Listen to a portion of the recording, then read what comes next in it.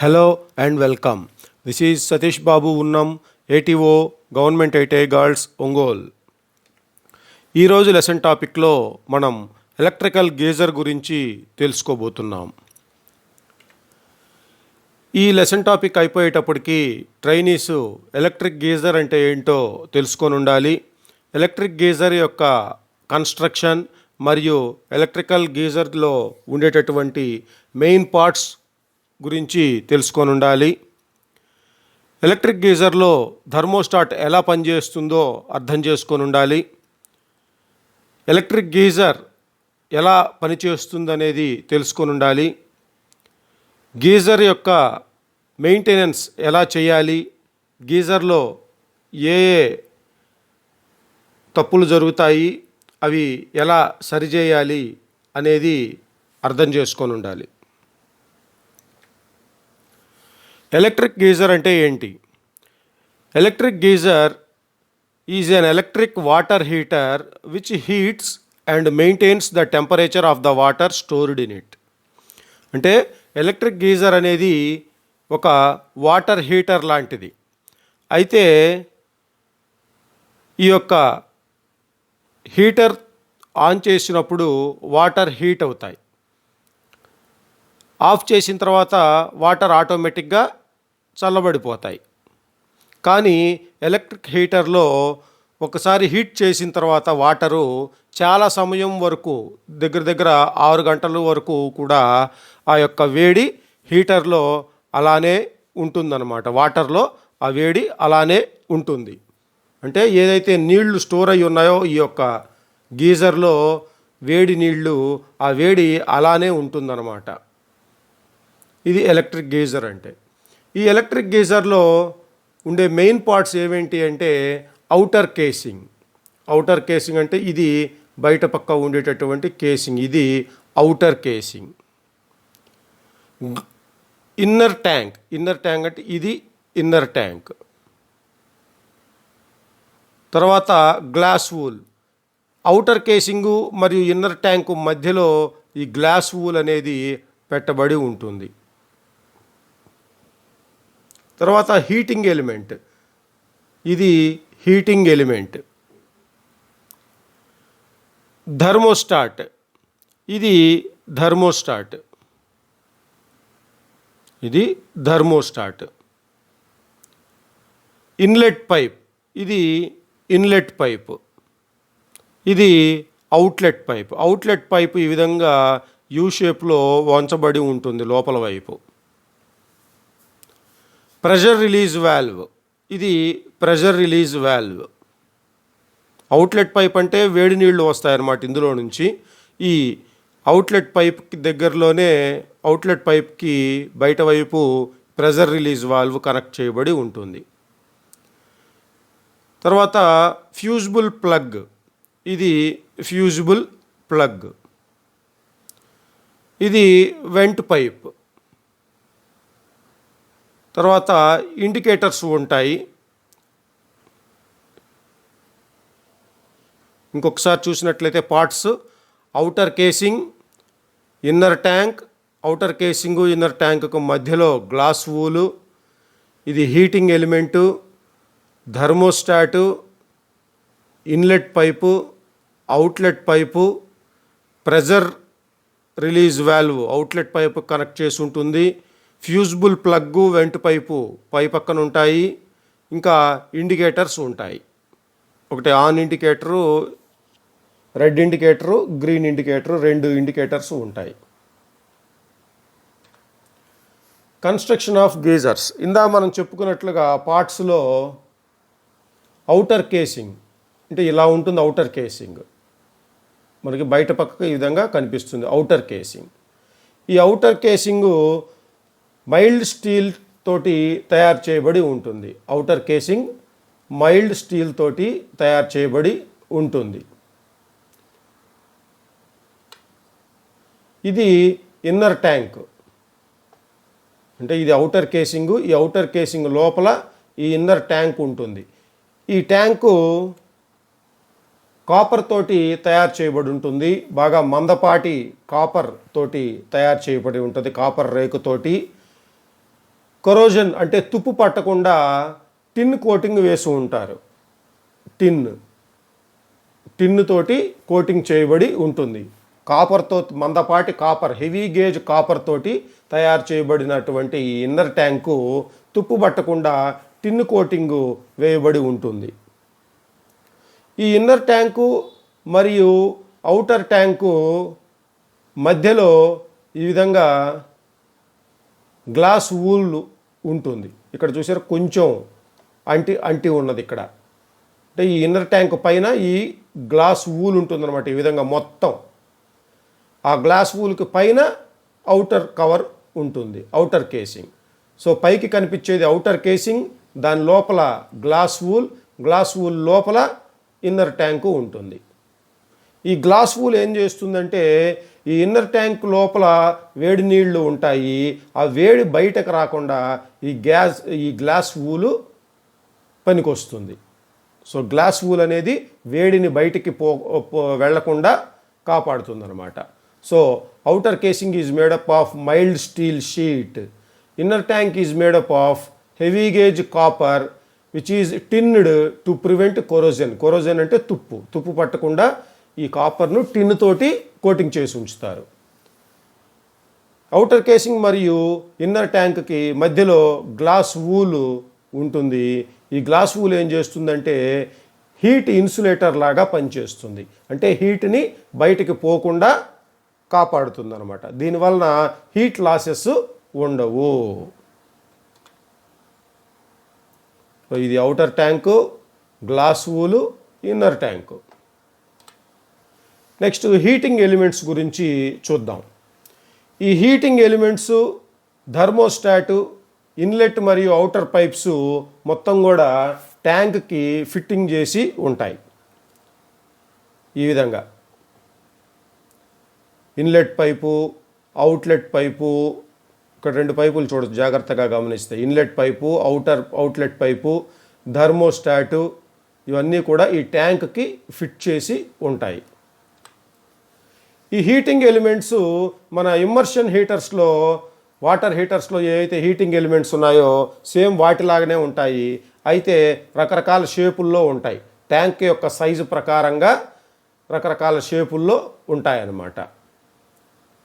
ఈ heating elements యొక్క rating అంటే పవర్ రేటింగు గీజర్ యొక్క స్టోరేజ్ కెపాసిటీని బట్టి ఉంటాయి. స్టోరేజ్ కెపాసిటీ ఎక్కువ ఉంటే అందులో ఎక్కువ నీళ్లు ఉంటాయి. సో నీళ్లు కెపాసిటీ లీటర్స్ ఎక్కువయ్యే కొద్దీ ఈ యొక్క వేడి కూడా ఎక్కువ అవ్వాలి. కాబట్టి ఎక్కువ నీళ్లను వేడి చేయాలంటే హీటింగ్ ఎలిమెంట్ యొక్క పవర్ రేటింగ్ కూడా ఎక్కువ అవుతుంది.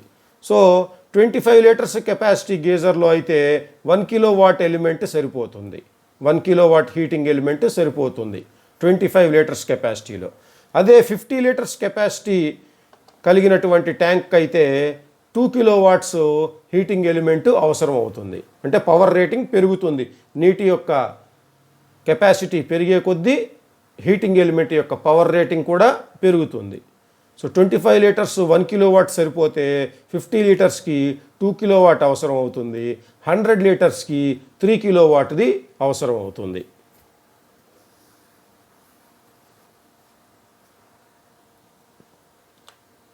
ఇవి రకరకాల హీటింగ్ ఎలిమెంట్స్. హీటింగ్ ఎలిమెంట్స్లో ఉండేటటువంటి రకాలు అన్నమాట. ఈ విధంగా చాలా రకాలైనటువంటి హీటింగ్ ఎలిమెంట్స్ ఉంటాయి. థర్మోస్టాట్. అసలు ఈ థర్మోస్టాట్ అనేది ఎందుకు ఉపయోగిస్తారు ఈ థర్మోస్టాట్ని అని గనక తెలుసుకుంటే, మనకి స్విచ్ ఆన్ చేసినప్పుడు, గీజర్ యొక్క స్విచ్ ఆన్ చేసినప్పుడు నీళ్లు హీట్ అవుతాయి.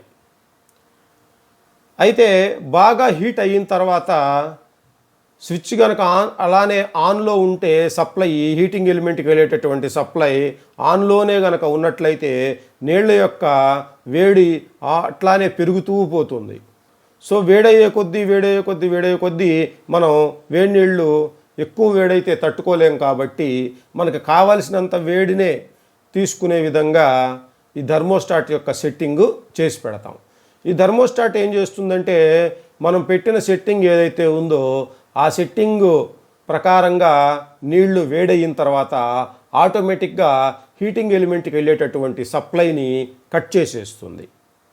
సో ఎప్పుడైతే హీటింగ్ ఎలిమెంట్లోకి వెళ్ళేటటువంటి సప్లై కట్ అయిపోయిందో అప్పుడు వేడి అవటం కూడా నీళ్లు ఆగిపోతాయి.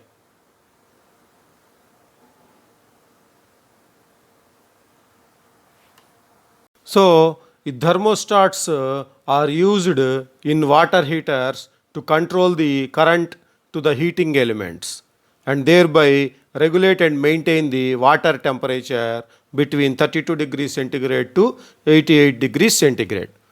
అంటే థర్మోస్టాట్ అనేది హీటింగ్ ఎలిమెంట్కి వెళ్ళేటటువంటి కరెంటుని నియంత్రించి అంటే కంట్రోల్ చేసి వాటర్ యొక్క టెంపరేచర్ని 32 డిగ్రీస్ సెంటిగ్రేడ్ నుండి 88 డిగ్రీస్ సెంటిగ్రేడ్ మధ్యలో ఉండేటట్లుగా చేస్తుంది. అంటే ఈ యొక్క థర్మోస్టాట్ యొక్క సెట్టింగ్ని మనం మారిస్తే దాని ప్రకారంగా వేడయ్యేటటువంటి నీటి యొక్క టెంపరేచర్ కూడా మారుతూ ఉంటుంది. ఇది థర్మోస్టాట్. ఇది మొత్తం కూడా థర్మోస్టాట్. ఈ థర్మోస్టాట్లో ఇక్కడ థర్మోస్టాట్ సెట్టింగ్ ఉంటుంది స్క్రూ లాగా. దీన్ని తిప్పి మనం కావాల్సినటువంటి టెంపరేచరు సెట్ చేసుకోవచ్చు. ఇక్కడ 25, 35, 45, 55 ఇలా సెట్టింగ్స్ ఉన్నాయి. ఈ 45 దగ్గర కనుక మనం ఈ సెట్టింగు పెట్టినట్లయితే నీటి యొక్క టెంపరేచర్ 45 డిగ్రీస్కి చేరంగానే ఆటోమేటిక్గా ఈ థర్మోస్టాటు హీటింగ్ ఎలిమెంట్కి వెళ్ళేటటువంటి కరెంట్ని కట్ చేసేస్తుంది. అది ఎలా కట్ చేస్తుంది అనేది మనం వర్కింగ్ ఆఫ్ థర్మోస్టాట్లో చూద్దాం. ఈ థర్మోస్టాట్స్ ఈ గీజర్లో చూపించినటువంటి thermostat tube and rod bimetal type అన్నమాట. Tube and rod bimetal type. గీజర్లో ఉపయోగించేటటువంటి thermostat tube and rod bimetal type. ఈ విధంగా ఉంటుంది ట్యూబ్ మాదిరిగా. ఎందుకంటే ట్యాంక్ యొక్క లోపల వైపు వరకు పోవాలి కాబట్టి ఈ ట్యూబ్ లాగా ఉండి పొడుగ్గా ఉంటుందన్నమాట. ఈ థర్మోస్టాట్స్ రకరకాల సైజెస్లో ఉంటాయి. 8 mm డయామీటర్ అంటే లావ్ అనమాట. 8 mm డయామీటర్లో ఉండేది 175 mm పొడుగుంటుంది, 275 mm పొడుగుంటుంది, 450 mm పొడుగుంటుంది. ఇది గీజర్ యొక్క ఎత్తును బట్టి థర్మోస్టాట్ యొక్క పొడవు కూడా ఉంటుంది. డయామీటర్ అంటే లావు 8 mm ఉంటుంది, పొడవు 175 మిల్లీమీటర్లో లభ్యమవుతుంది, 275 మిల్లీమీటర్లో లభ్యమవుతుంది, మరియు 450 mmలో కూడా లభ్యమవుతుంది. గీజర్ యొక్క పొడుగు ఎక్కువగా ఉంటే థర్మోస్టాట్ యొక్క పొడవు కూడా ఎక్కువ ఉంటుందన్నమాట. ఈ థర్మోస్టాట్స్ ఎలా కనెక్షన్ చేస్తారు అంటే హీటింగ్ ఎలిమెంట్కి సిరీస్లో కనెక్షన్ చేస్తారు. ఎందుకంటే సిరీస్లో కనెక్షన్ చేసినప్పుడు థర్మోస్టాట్ ఎప్పుడైతే కట్ అవుతుందో ఆటోమేటిక్గా అప్పుడు హీటింగ్ ఎలిమెంట్కి వెళ్ళే కరెంటు కూడా కట్ అయిపోతుంది. సిరీస్ సర్క్యూట్లో ఎక్కడన్నా ఒక్క చోట ఓపెన్ సర్క్యూట్ అయితే మొత్తం ఓపెన్ సర్క్యూట్ అవుతుంది. కాబట్టి థర్మోస్టాట్ ఎప్పుడైతే కట్ అయ్యి సర్క్యూట్ని ఓపెన్ చేసిందో అప్పుడు హీటింగ్ ఎలిమెంట్కి వెళ్ళే కరెంటు కూడా ఆగిపోతుంది. ఇప్పుడు థర్మోస్టాట్ యొక్క వర్కింగ్ ఎలా ఉంటుందనేది చూద్దాం. ఇక్కడ 2 మెటల్స్ ఉన్నాయనుకున్నాం, మెటల్ ఏ, మెటల్ బి. ఇందులో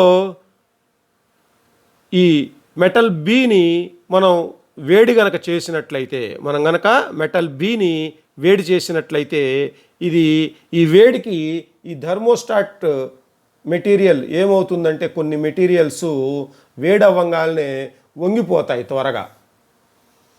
సో ఇక్కడ చూసినట్లయితే ఈ మెటల్ బి వంగినట్లయితే మెటల్ ఏ కూడా వంగిపోతుంది.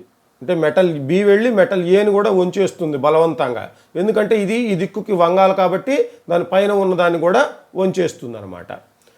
ఇప్పుడు మన సర్క్యూట్లో ఒక బ్యాటరీ తీసుకొని పాజిటివ్ టెర్మినల్ నుంచి ఒక కనెక్షన్ ఈ విధంగా ఇచ్చి ఇక్కడ కనుక మెటల్ ప్లేట్కి కనెక్షన్ ఇచ్చినట్లయితే ఈ మెటల్ ప్లేట్ వెళ్ళి ఈ యొక్క మెటల్ని టచ్ చేస్తూ ఉంటుంది. అంటే పాజిటివ్ టెర్మినల్ నుంచి వెళ్ళినటువంటి సప్లై ఈ వైర్ ద్వారా ఈ ప్లేట్కి వెళ్ళి ఈ ప్లేట్ నుండి ఈ వైర్ ద్వారా బల్బుకి వెళ్ళి బల్బు నుండి నెగిటివ్కి వస్తుంది.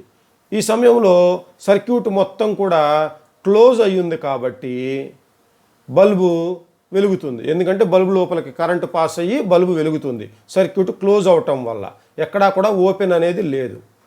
సపోజ్ మనం కనుక ఇప్పుడు ఈ మెటల్ని హీట్ చేసినట్లయితే, వేడి చేసినట్లయితే, ఈ విధంగా ఏమవుతుంది, వేడి చేసినప్పుడు ఈ మెటల్ వంగిపోతుంది. ఎప్పుడైతే ఇది వంగిపోయిందో ఈ యొక్క ప్లేట్ నుండి దూరంగా జరిగింది, వంగిపోయి దూరంగా జరగంగానే ఇక్కడ ఓపెన్ సర్క్యూట్ అయిపోయింది. సో బల్బుకి వెళ్ళేటటువంటి సప్లైలో ఇక్కడ ఓపెన్ సర్క్యూట్ వచ్చేసింది. సో కరెంటు ప్రవహించదు, బల్బు వెలగదు, ఆటోమేటిక్గా ఆగిపోతుంది. ఇప్పుడు మళ్ళా ఎప్పుడైతే ఈ వేడి తగ్గిపోయిందో, అంటే వేడిని తీసేసామనుకోండి మనం, తిరిగి దాని యొక్క యథాస్థానంలోకి వచ్చేస్తుంది. ఈ విధంగా రాగానే అంతకుముందు ఉండేటటువంటి మెటల్ ప్లేట్కి తిరిగి కనెక్షను ఏర్పడుతుంది. సో సర్క్యూట్ మళ్ళీ క్లోజ్ అయ్యింది. సర్క్యూట్ క్లోజ్ అవటం వల్ల కరెంటు ప్రవహించడానికి పూర్తి దారి ఏర్పడింది, ఈ బల్బు వెలుగుతుంది. ఇప్పుడు మనం గీజర్లో అయితే ఈ బల్బు ప్లేస్లో హీటింగ్ ఎలిమెంట్ పెట్టుకుంటాం. బల్బు ప్లేస్లో కనుక హీటింగ్ ఎలిమెంట్ ఉన్నట్లయితే ఈ హీటింగ్ ఎలిమెంట్ ఏం చేస్తుంది, వేడవుతుంది. ఎప్పుడైతే నీళ్లు వేడైనాయో హీటింగ్ ఎలిమెంట్ ఎప్పుడైతే వేడైందో అప్పుడు నీళ్లు కూడా వేడవుతాయి. ఈ నీళ్లలో ఈ యొక్క థర్మోస్టాట్ని ఉంచుతాం. ఆ నీటి నుండి ఈ యొక్క థర్మోస్టాట్ ఏం చేస్తుందంటే వేడిని గ్రహిస్తుంది. వేడిని గ్రహించి ఈ థర్మోస్టాటు వేడవుతుంది. వేడవంగానే ఏమవుతుంది, ఈ విధంగా వంగిపోతుంది. సో వంగిపోయినప్పుడు సర్క్యూటు ఓపెన్ అవుతుంది, హీటింగ్ ఎలిమెంట్కి సప్లై వెళ్ళదు. హీటింగ్ ఎలిమెంట్కి సప్లై ఎప్పుడైతే వెళ్ళదో అప్పుడు హీటింగ్ ఎలిమెంటు వేడి తయారు చేయడం ఆపేస్తుంది.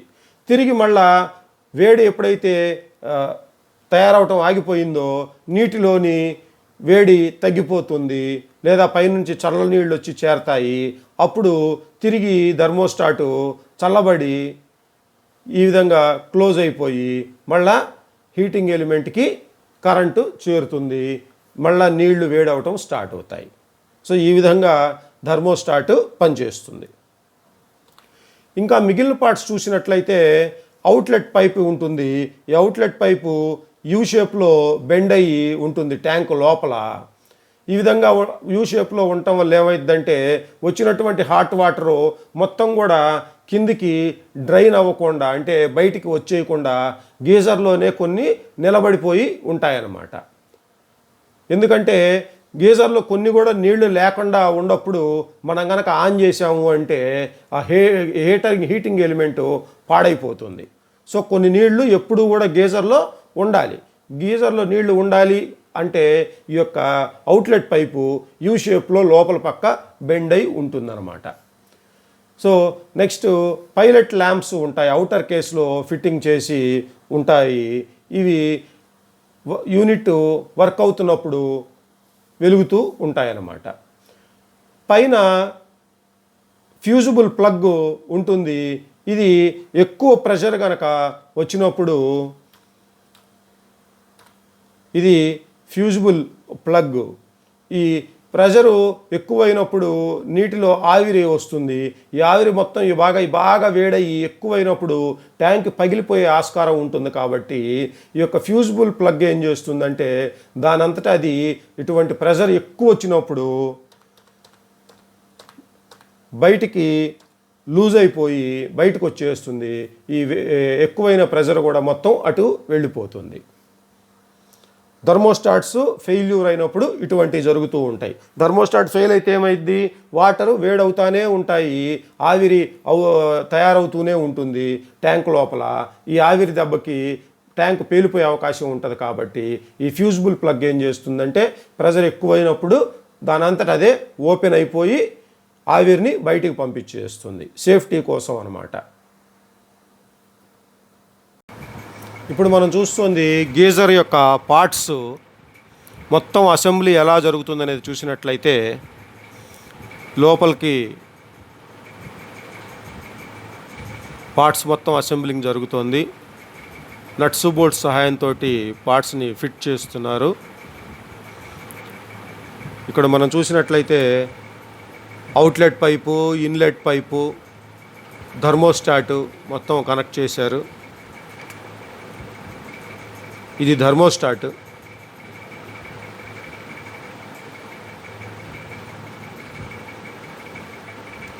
ఇది ఇన్నర్ ట్యాంకు. ఈ ఇన్నర్ ట్యాంక్ పైన గ్లాస్ వూల్,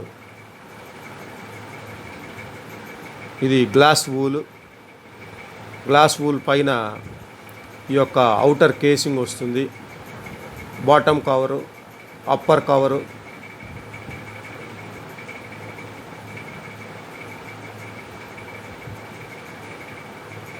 ఇది గోడకు బిగించడానికి క్లాంప్ సెట్.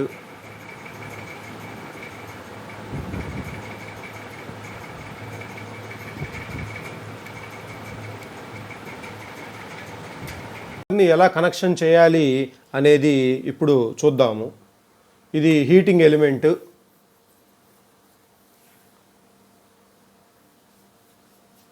హీటింగ్ ఎలిమెంట్ లేదా కాయిల్ అని కూడా అనొచ్చు.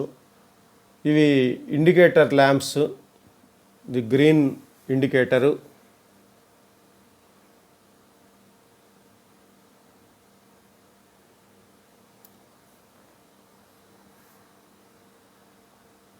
ఇది కట్అవుట్.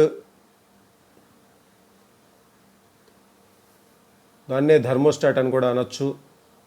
ఇది రెడ్ ఇండికేటరు.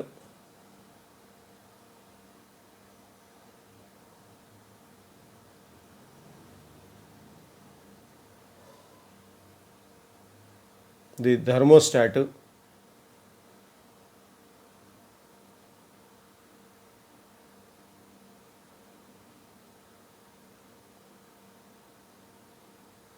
ఇప్పుడు కనెక్షన్స్ చూస్తున్నాం మనం.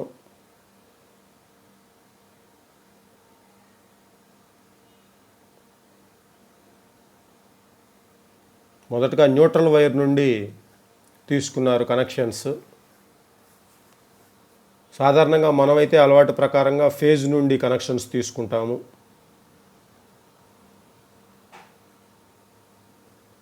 సో ఫేజ్ టెర్మినల్ నుండి థర్మోస్టాట్కు,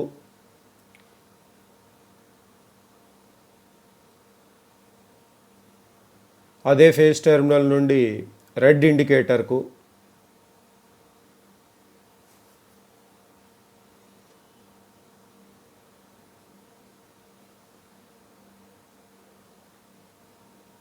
రెడ్ ఇండికేటర్ యొక్క రెండో టెర్మినల్ నుండి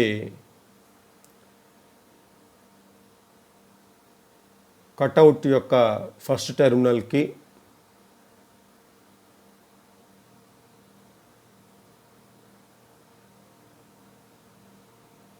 ఈ విధంగా కట్అవుట్ టెర్మినల్ నుండే థర్మోస్టాట్కి.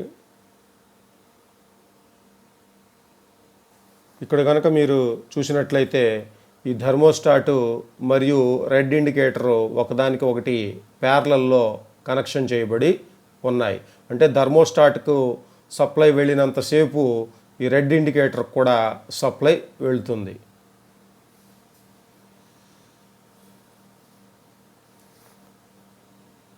కట్అవుట్ నుండి వర్కింగ్ ఆఫ్ గీజర్. ఈ వర్కింగ్ ఆఫ్ గీజర్లో గీజర్ ఎలా పనిచేస్తుంది అనేది చూస్తాము. గీజర్ని పనిచేయించడానికి ముందుగా, అంటే సప్లై ఇవ్వటానికి ముందుగా ఇన్లెట్ కాక్ నుండి నీళ్లు నింపి ఉండాలి. ఇన్నర్ ట్యాంకులోకి ఇన్లెట్ కాక్ నుండి నీళ్లు నింపి ఉండాలన్నమాట.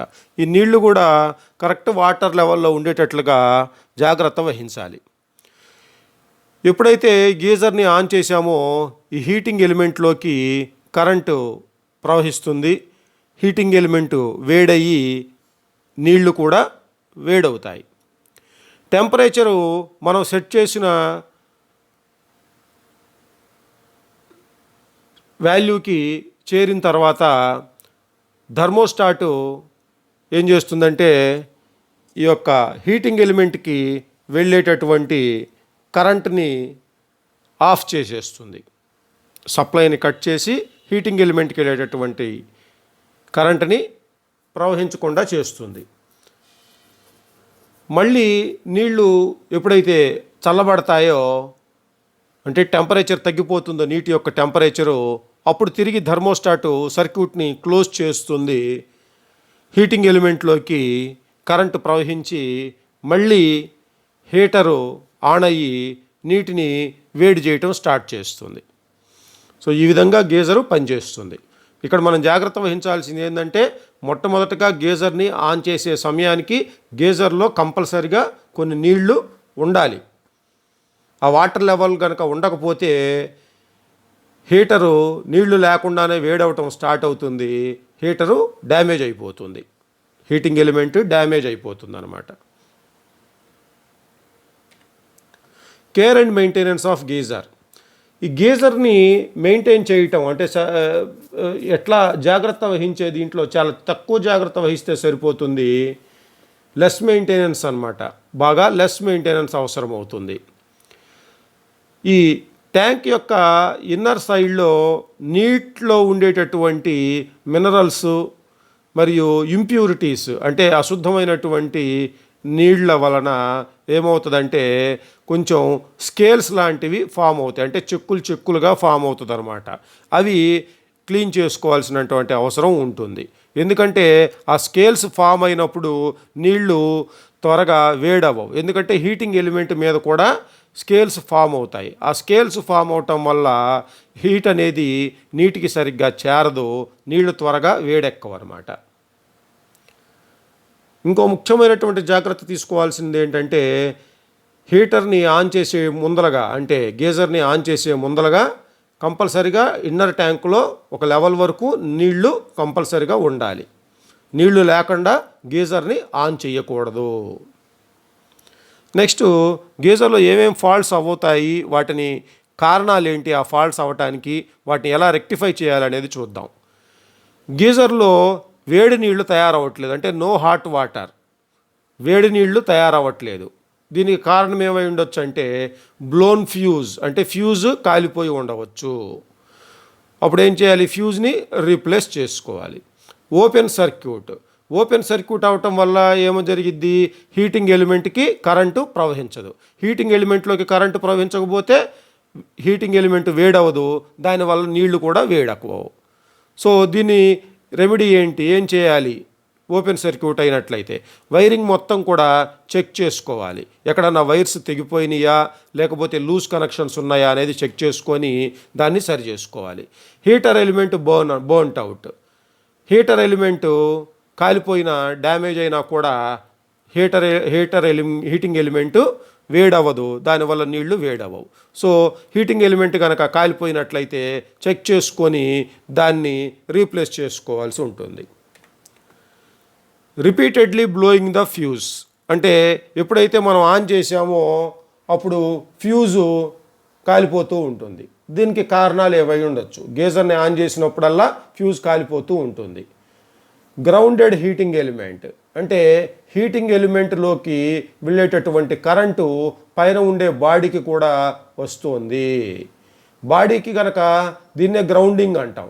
బాడీకి సప్లై వచ్చినప్పుడు ఏమైతుంది, ఆటోమేటిక్గా ఫ్యూజ్ బ్లో అవుట్ అయిపోతుంది, ఫ్యూజ్ బర్న్ అయిపోతుంది. సో హీటింగ్ ఎలిమెంట్ని చెక్ చేయాలి, ఎర్త్ అవుతుందా లేదా గ్రౌండింగ్ అవుతుందా అనేది చెక్ చేసి సరి చేసుకోవాలి. ఒకవేళ గ్రౌండ్ అవుతున్నట్లయితే హీటింగ్ ఎలిమెంట్ని మార్చుకోవాలి. గ్రౌండెడ్ లీడ్ వైర్, అంటే సప్లై నుండి వచ్చేటటువంటి వైర్ ఏదైతే ఫేజ్ వైర్ ఉందో అది బాడీకి టచ్ అవుతుంది ఎక్కడో అని అర్థం. గ్రౌండింగ్ అంటేనే బాడీకి టచ్ అవటం, ఫేజ్ వైర్ బాడీకి టచ్ అయితే దాన్ని గ్రౌండింగ్ అంటారు. సో వైరింగ్ని చెక్ చేసి ఎక్కడన్నా బాడీకి టచ్ అవుతున్నట్లయితే సరి చేయాలి. ఇన్కరెక్ట్ కనెక్షన్స్, అంటే ఫేజు సరిగ్గా కనెక్షన్ చేయకపోవటం వల్ల కూడా జరుగుతుంది. ఈ విధంగా ఎలక్ట్రికల్ కనెక్షన్స్ మొత్తాన్ని చెక్ చేయాలి. చెక్ చేసి ఏమైనా తప్పు ఉంటే సరి చేసుకోవాలి. High consumption of power, consume చేసుకోవాల్సినటువంటి పవర్ కంటే ఎక్కువ పవరు తీసుకుంటున్నట్లయితే ఏం జరుగుతుంది, ఎనర్జీ బిల్లు ఎక్కువ వస్తుంది. నీళ్లు వేడి తక్కువ అవుతాయి, ఎనర్జీ బిల్లు అంటే కరెంటు బిల్లు మనకి చాలా ఎక్కువ వస్తుంది, డబ్బులు లాస్ అయిపోతాం అన్నమాట. Leaking faucets or taps, leaking faucets లేదా ట్యాప్స్ ఇవి కనుక లీక్ అవుతూ ఉంటే వేడి నీళ్ళు లీక్ అయిపోతూ ఉంటాయి కాబట్టి మనకి ఎక్కువ సేపు వేడి చేయాల్సిన అవసరం ఉంటుంది. దీనివల్ల పవరు ఎక్కువ కాలుతుంది, ఎనర్జీ బిల్ ఎక్కువ అవుతుంది. So replace the washers in the ట్యాప్స్లో ఉండేటటువంటి వాషర్స్ని రీప్లేస్ చేస్తే ఈ ప్రాబ్లం లీకేజ్ని అరికట్టవచ్చు. Excessively exposed hot water pipes ఎక్కువగా బయటికి కనిపిస్తూ ఉంటే, అంటే దూరంగా కనుక పెట్టుకున్నట్టయితే ట్యాప్ని మనం ఇక్కడ నుండి గీజర్ నుండి అక్కడికి దూరంగా ఉంటుంది కాబట్టి బయట ఉన్న టెంపరేచర్కి ఎక్స్పోజ్ అయ్యి ఈ యొక్క వేడిని కోల్పోతుంది అనమాట వాటరు. సో కుదిరినంత మటుకు హాట్ వాటర్ లైన్స్ ఎంత తక్కువ ఉంటే అంత హీట్ లాస్ని అరికట్టవచ్చు. Thermostat setting too high, thermostat యొక్క సెట్టింగ్ బాగా ఎక్కువగా పెట్టడం వల్ల కూడా మనకి పవరు ఎక్కువ కన్జ్యూమ్ అవుతుంది. థర్మోస్టాట్ని సరి చేసుకోవాలి. 60 degrees నుండి 65 degrees సెంటిగ్రేడ్ లోపు సెట్టింగ్ చేసుకుంటే సరిపోతుంది. మన టెంపరేచర్కి కావాల్సిన వాటర్ వస్తాయి. హీటింగ్ ఎలిమెంటు షార్ట్ అయ్యి గ్రౌండింగ్ అవుతున్నా కానీ ఎక్కువ పవరు కన్జ్యూమ్ అవుతుంది. హీటింగ్ ఎలిమెంట్ని చెక్ చేసి సరి చేసుకోవాలి. Scale deposit on heating units, heating element పైన స్కేల్స్ గనక డిపాజిట్ అయ్యి ఉన్నట్లయితే, స్కేల్స్ అంటే చెక్కుల్లా కడుతుందని ఇంతకుముందు చెప్పుకున్నాం, వాటిని క్లీన్ చేసుకొని ఈ ప్రాబ్లం నుంచి సరి చేసుకోవచ్చు. స్టీమ్ ఇన్ హాట్ వాటర్, వేడి నీళ్ళల్లో బాగా ఎక్కువగా ఆవిరి తయారవుతూ ఉంటుంది. దీనికి కారణం ఏంటంటే థర్మోస్టాట్ ప్రాపర్గా కనెక్షన్ చేయకపోతే ఈ విధంగా నీళ్ళల్లో ఎక్కువ ఆవిరి తయారవుతుంది. సో వైరింగ్ని సరి చేసుకొని కనెక్షన్స్ సరిగ్గా లేకపోతే వాటిని సరి చేసుకోవాలి. Thermostat contacts burnt together, thermostat contacts చెడిపోయినా కానీ ఈ విధంగా వేడి నీళ్ళల్లో ఆవిరి ఎక్కువ అవుతుందన్నమాట. థర్మోస్టాట్ని చెక్ చేసుకొని సరి చేసుకోవాలి. హీటింగ్ ఎలిమెంట్ గ్రౌండెడ్ అయినప్పటికీ ఈ ప్రాబ్లము వస్తుంది. సో హీటింగ్ ఎలిమెంట్ని చెక్ చేసుకోవాలి. థర్మోస్టాట్ బాగా ఎక్కువగా సెట్టింగ్ చేసినా కానీ ఈ విధంగా అవుతుంది, నీళ్ళల్లో ఆవిరి తయారవుతుంది. థర్మోస్టాట్ని సరి చేసుకోవాలి.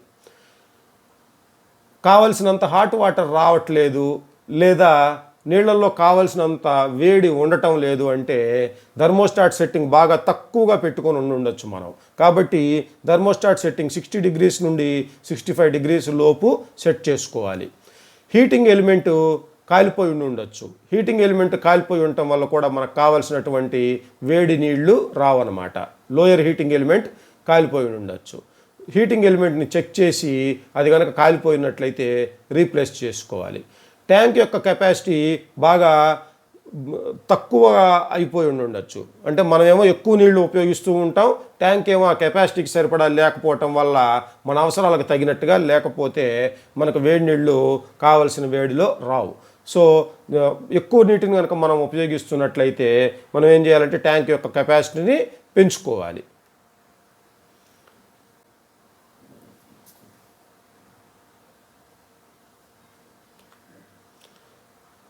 Please don't forget to like the video. Thank you for watching and please subscribe to my channel.